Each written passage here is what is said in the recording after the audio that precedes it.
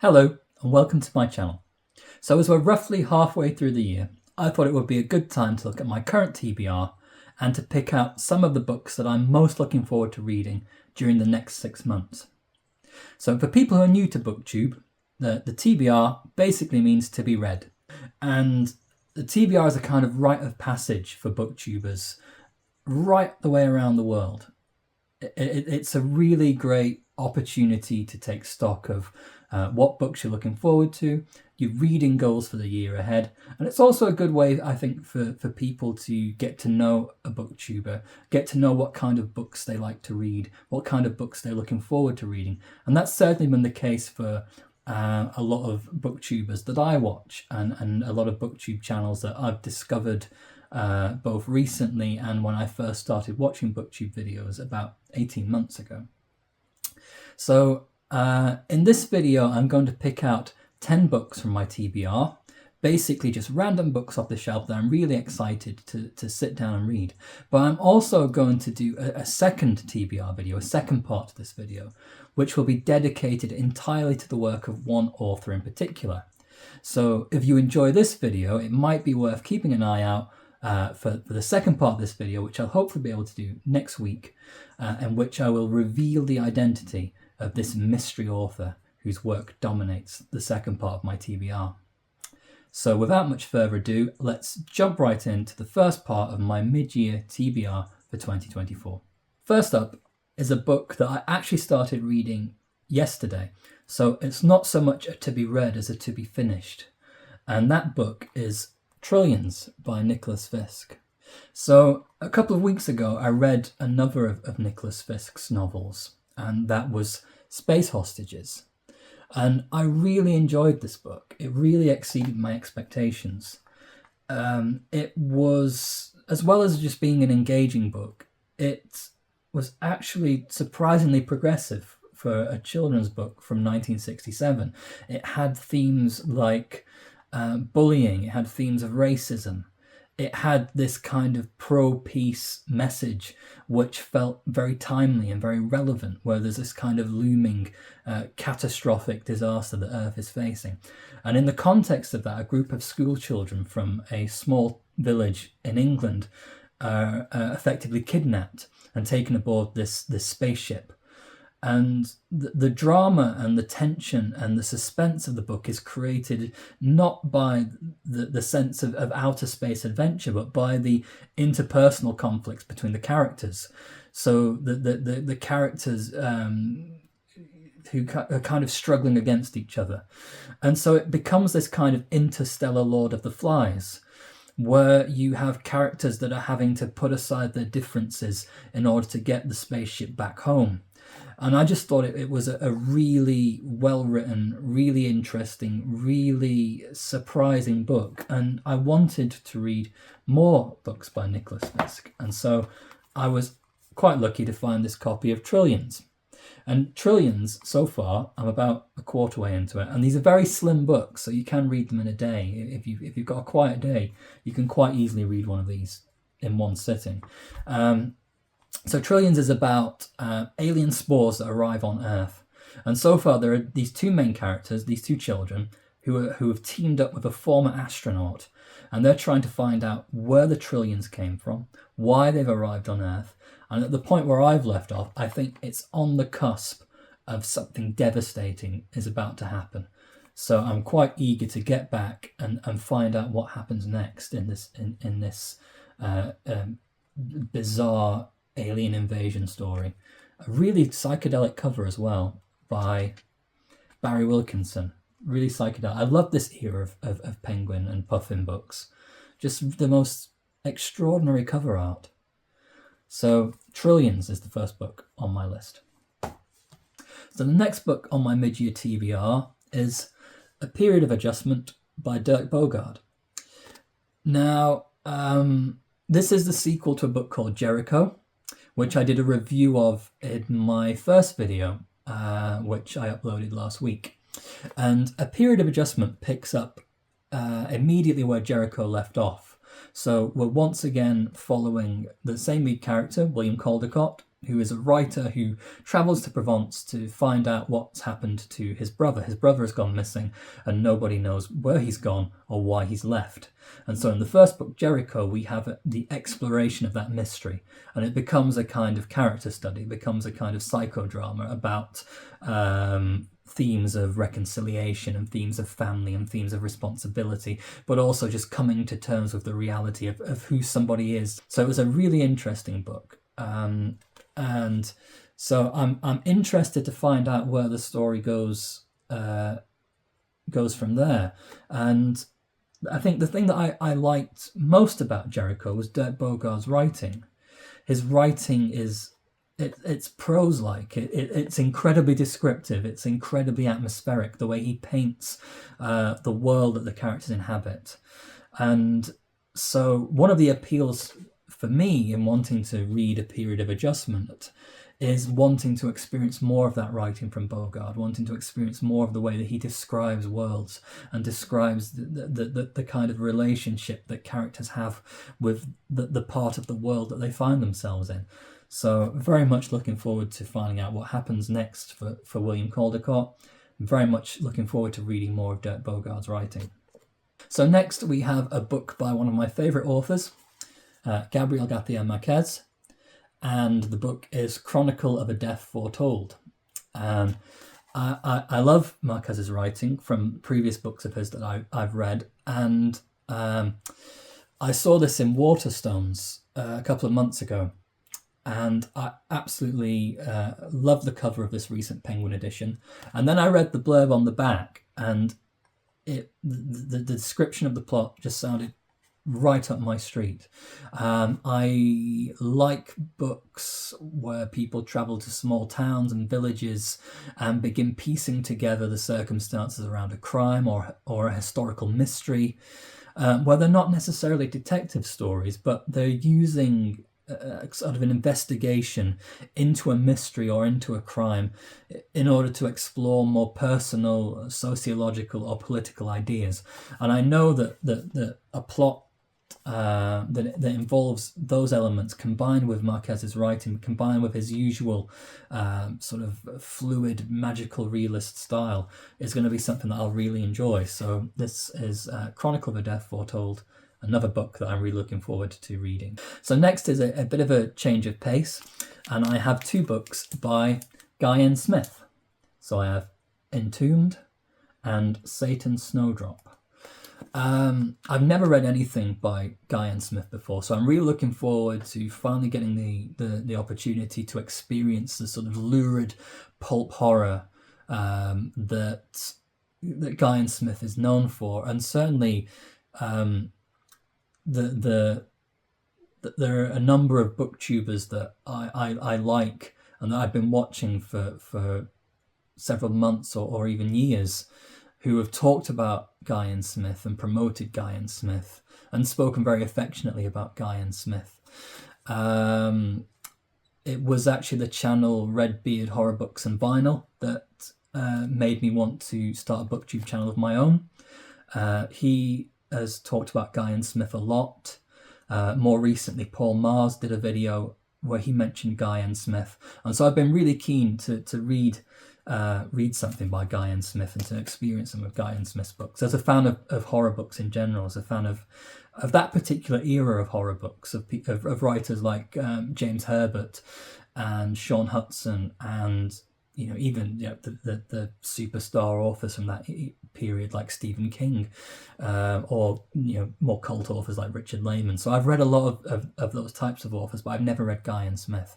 So a lot of Guy N. Smith's best known stuff is really hard to get a hold of.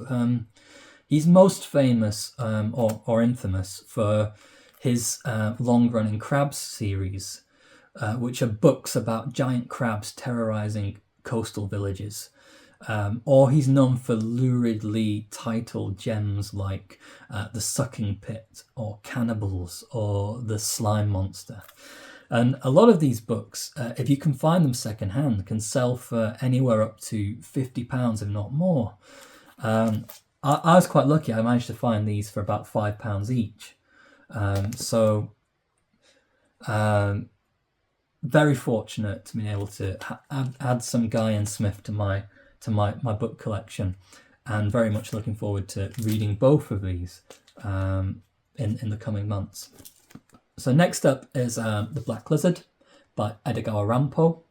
This is part of the recent Modern Classics crime and espionage series from Penguin, which has brought back the classic green penguin colour scheme. I also have Edogawa Ranpo's Beast in the Shadows, released under the same banner, which I read last year and really enjoyed. I've not read a lot of Ranpo's work until relatively recently. There haven't been many great English translations available. I got a book of his short stories in 2019, which has some really excellent short stories like The Human Chair, The Caterpillar, The Hell of Mirrors, and that was my introduction to Ranpo's writing. And then I read Beast in the Shadows, which is a really good detective story with a fantastic twist.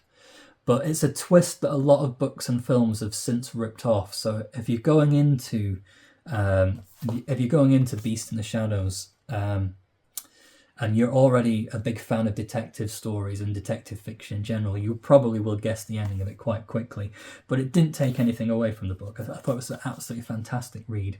Really atmospheric, really engaging, really sinister and creepy, and slightly perverse, as Ranpo's work tends to be. And so, with that context in mind, the Black Lizard is one that I'm really looking forward to. I think there was a film made of this. I don't know when it was made, but I think it was directed by Kinji Fukasaku, who's best known for films like Battle Royale and the Battles About Honor and Humanity series of Yakuza films. I think he did a film version of this, but I might be mistaken.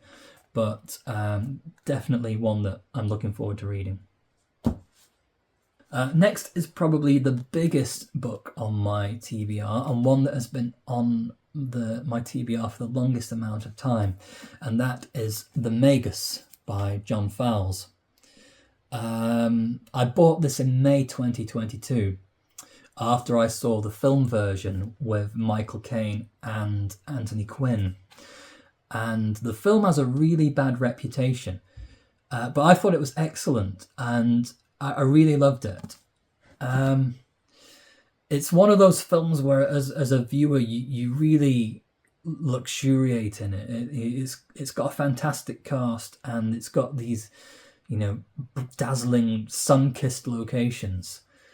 And what I loved about it was it reminded me of films by there's a French author and filmmaker called Robbe-Grillet, who's one of my favourite filmmakers. I've read one of his books as well, The Voyeur.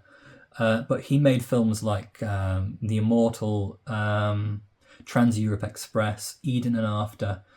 And The Magus kind of reminded me of some of his stuff in the sense that it's about game playing. It's about the idea of narrative as a psychodrama, about narrative as a memory play. And it's got all of these circular mysteries, these self-reflexive, meta-textual elements where film and theatre making are prominent parts of how the story is conceived, and how this kind of role between the character as a kind of a living person with a lived reality, but also a fictional character caught inside a work of fiction. So I really enjoyed the film on that level. And because everyone always says the book is better than the film, so I thought, well, if I like the film, I'm obviously going to like the book. So I bought this after I saw the film. And I think what has put me off reading it, even though it's one that I'm really looking forward to reading, I think one of the things that's put me off reading it is that it's a huge book. It's an enormous book. And shortly after I got this, I just read The Avignon Quintet by Lawrence Durrell. And The Avignon Quintet took me an absolute age to finish. It was constantly pulling me in and then pushing me away. And it was a very frustrating read. In some ways, it's brilliant. And in other ways, it was really kind of grinding to get through. And I think because of that, I've unconsciously gravitated towards shorter books ever since. And I think the Magus was a casualty to that. That I've kind of kept putting it to one side to read shorter books instead. But I think since it's summertime, although you wouldn't tell from the weather today, summertime is the perfect time to be reading about books set in Greek islands, where there's the heat and haze of Ionian misadventure. So it's probably the best time to jump in and lose myself in a book like the Magus. Next on my TBR, I have two puffin books for children and young adults. So first is Elidor by Alan Garner, which is illustrated by Charles Keeping. And I'd be lying if I said I hadn't been drawn to this book by the cover. I absolutely love covers from this era. It's slightly psychedelic, it's slightly lysergic, but also it's magical and it's childlike and it's impressionistic. And then I read the blurb on the inside of the book about what the book was about, and I was absolutely hooked. I was already transfixed just from the brief description on the inside of the book.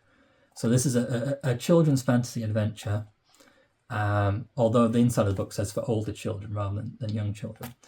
And I also really like, if I can find an example of that, I really like the illustration style in this as well. So Elidor is a book that I'm really looking forward to reading this year.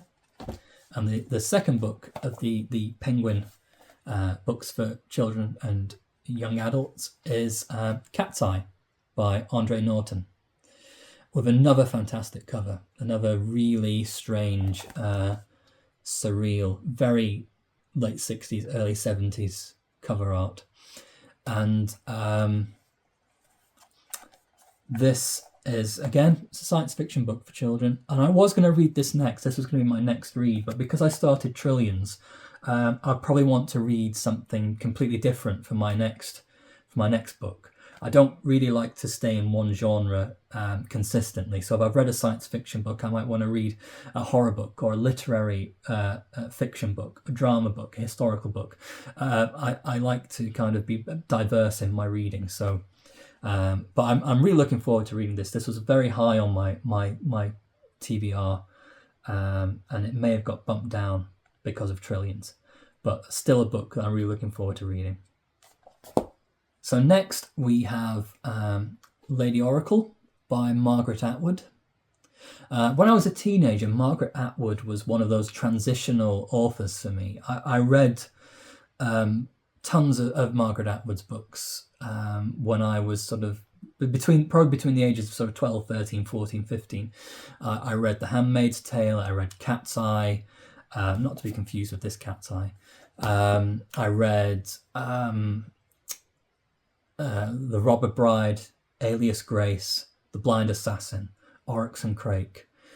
And she was a really important writer for me in terms of my development as a reader during that transitional phase, moving from sort of children's books into adult books. I think Stephen King was in between, but I went from Stephen King to Margaret Atwood, and then to writers like Ian Banks and J.G. Ballard and Angela Carter. So as much as I grew up with a certain period of Margaret Atwood's books, I never actually had read any of her early books. I always thought Cat's Eye was an early book, but Cat's Eye came out after The Handmaid's Tale. So Lady Oracle, this is, I think this is Margaret Atwood's third book from 1976. So this will be the earliest book of Margaret Atwood's that I've read. And I saw this, I wasn't planning on buying it, and then I saw it, and I absolutely loved this cover painting by Sally Duxbury. I thought it was just fantastic. And I'm hoping that this book, because I haven't read Margaret Atwood for a long time, I'm hoping this rekindles my reading relationship with Margaret Atwood. I hope that this kind of inspires me to go back and read some of those books that I used to read when I was a teenager, and hopefully read some of her earlier books as well. The first two books of hers that I haven't read, and I think a couple that came out between this and The Handmaid's Tale, which I haven't read. So looking forward to reading it, but also hoping that through reading this that I kind of rekindle that reading relationship with a writer that was incredibly important to my development as a reader.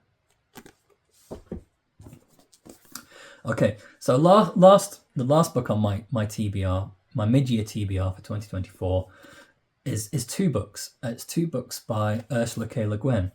So earlier this year, I got this Gallant's SF Masterworks compendium, Worlds of Exile and Illusion. And this is the first three books by Ursula K. Le Guin. Now, I've read a lot of Ursula Le Guin's later books, and so I was quite eager to read these earlier books. And I got this, and around March, April, I think, I read the first book in this collection, which is Rocannon's World, which I thought was excellent. And I've seen a lot of reviews of Rocannon's World where people are a bit disparaging about it because it's an early book. And I think it does a lot of things that she did better in some of her later books. So, for instance, Rocannon's World is very similar to The Word for World is Forest from 1974. And it's also a little bit foundational in terms of how it sets up the Earthsea cycle of books. So I think because of that, a lot of people kind of see it as a more naive work or a less polished work. And certainly as a story, I don't think it's as well told as some of her later books. But as a piece of writing, I thought it was really exceptional. And you can see in this copy that I've got lots of little tabs. And this is basically just for Rocannon's World. These are little tabs of pages that I was transfixed by, and sometimes when I'm reading a book I tab the pages with a bit of paper so I can go back and find that passage again or find that part of the book again to reread it, and I thought it was fantastic. So now I need to read the second and third book in this collection, which is the second book is Planet of Exile and the third book is City of Illusions. So these are definitely two books that I will be reading during the rest of the year. And I do want to post a review of Rocannon's World because I do think it's an excellent book, a much underrated book. It's not as good as some of her later books. You wouldn't expect it to be. You would expect an artist to grow and develop and to refine in the way that they write and the stories they tell and the characters they follow on their journeys and adventures. But it's a good book on its own terms. I really enjoyed it. So I do want to do a review of Rocannon's World, and I do desperately very much need to read the second and third book in this collection. So that's everything for the first part of my mid-year TBR. These are the books that I'm hoping to have read before the end of the year.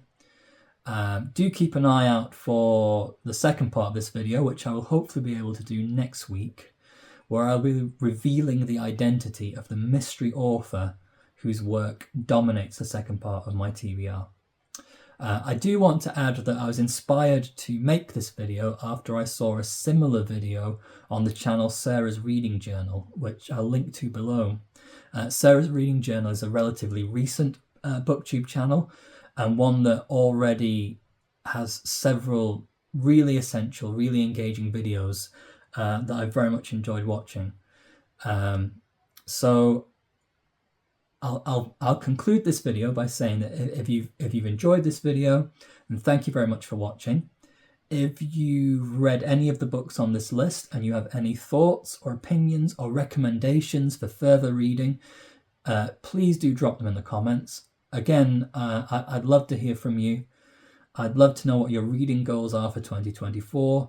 I'd love to know if any of the books on this list have appealed to you, if you're interested in looking for any of these books yourselves, looking into any of these books, or if there are any books similar to these that you've read that you think I might like based on the type of books that I read.